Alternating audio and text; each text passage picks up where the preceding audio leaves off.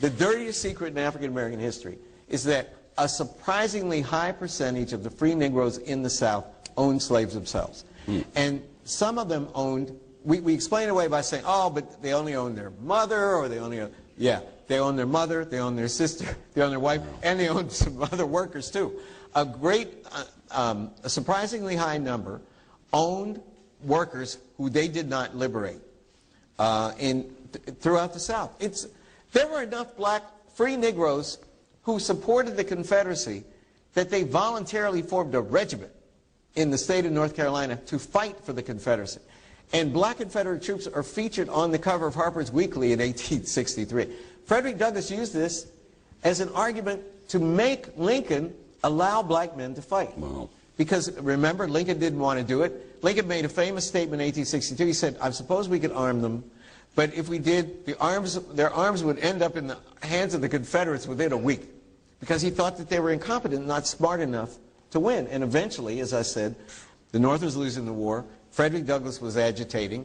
And this book, by Casemore, persuaded him to change his mind and incrementally. So, again, it's not only the myth makers who created the idealized Lincoln. We have our own myth makers in the African-American historical establishment. All the Egyptians looked like Michael Jordan. All our people were black gods and kings. You know, we were not complicitous in the slave trade. There wouldn't be a slave trade. Africans sold other Africans to white people. That was the slave trade. That's the first thing we honestly have to admit. Remember the story of Livingston, Dr. Livingston? Sure. The reason that was so important is that almost no white men had penetrated the interior of Africa. What was there? No roads, snakes, mosquitoes, death, malaria, right? The white people were along the coast. It was black kingdoms like Queen Njinga's kingdom in Angola. What's now Angola? Ghana, Dahomey. They grew rich from the slave trade, selling other Africans. They would go and wage wars just to sell other black people to white people. This is something we've been so ashamed about, we pretend that it's not true. It is the nasty, dirty secret of African American history. We are just as corrupt and despicable as any other people. And if we have the right to oppress, we will oppress just like the white man oppressed us. That is human nature. Unfortunately, that's just the way it is. And the only way to overcome that is to be honest about it. Is to be honest about it, admit the truth, and then all try to do better. As my main man, guy I admire so much, Cornel West, says, we're all recovering racists. We're recovering, we're all recovering racists. There were African middlemen, and they would fight wars with other Africans to enslave them to sell to the white man. Slavery was a huge business for different African kingdoms. You know the story that we got when we were kids, that your ancestor was out on one Sunday with his girlfriend and some white man jumps out of the bush and throws a net over him? It's not how it happened. Slavery was big business. Africans sold other Africans to the Europeans. The African-American people wear racial mixture right on their faces. And the greatest percentage of our admixture comes from European ancestors. But for some reason, it's much easier for us to imagine another source. He knew his grandmother, Elizabeth Redmond, and he said she was a full-blooded Cherokee. Like almost all African Americans I know, my relatives are convinced that we have Native Americans in the family. This is Lucy's sister, and she had hair down to her knee. I thought she looked, you know, like a Native American. And that's, like I said, that was my mom, and she wore 70s headbands. Oh, that's your mom? In the 70s. Oh, she your looked mom's like, cool. Everyone thought she was Native American. I have a little Choctaw Indian in my background. She looked like an Indian woman. She looked like, you know, I mean, like straight off the prairie. They talk about the cheekbones and. Yeah, you do have high cheekbones. Yeah. She always had long black hair, and so, you know, that's Indian hair. But I've long been suspicious of these stories. How could so few Native Americans sleep with so many African slaves?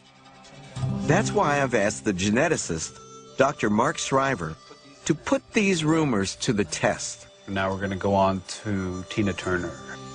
Her family reports indigenous American ancestry. Oh, yeah. Yeah. Tina grew up believing that 2 of her grandparents were part Native American. But you're only 1% Native American. You know how your family has always thought that you had all this Native American heritage? Yes. It was white heritage that you had. All this time I've been thinking Indian. I was dying to find out what tribe it was. You're from the tribe of Europe. Wow. 0% Native American. And 0% Native There American. you go.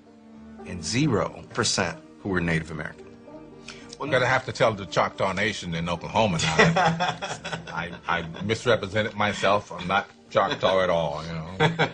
And you'll see there's no figure for Native American because you ain't got no Native American. Set the record straight. Even Don Cheadle, who we would expect to have some Native American ancestry because of the connection to the Chickasaw, members of your family owned by Native Americans. But we don't find any. Wow. And you're not alone in not having any measurable Native American ancestry. 1 in about every 20 African Americans only 1 in 20 has any significant amount of Native American ancestry. So apocryphal. Yeah. Yes. No. Turns out they didn't really dig you that much.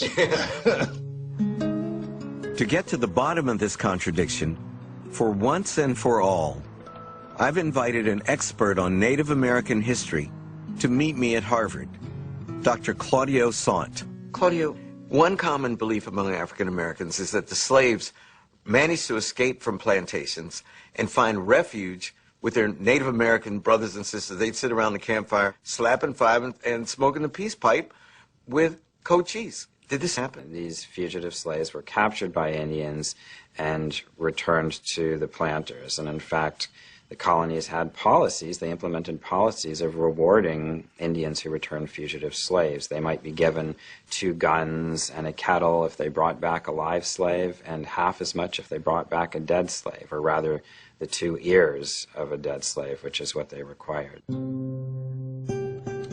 According to Claudio, substantial social contact only occurred in the early colonial era, when settlers enslaved Native Americans and African Americans together, and between the Revolution and the Civil War, when a small number of black people were enslaved by the 5 civilized tribes. If this is true, why does every African American I know believe that their grandmother had high cheekbones and straight black hair? I think it's probably a desire to be associated with people who are portrayed in popular culture as fierce warriors and who resisted the United States. And if you're a slave or an African American living in Jim Crow America, who wouldn't want to be associated with someone like Crazy Horse or Geronimo? It's easier to say we got a little Indian in us than to say we got raped a few times. Right. That's a really good point. It's a lot easier to say.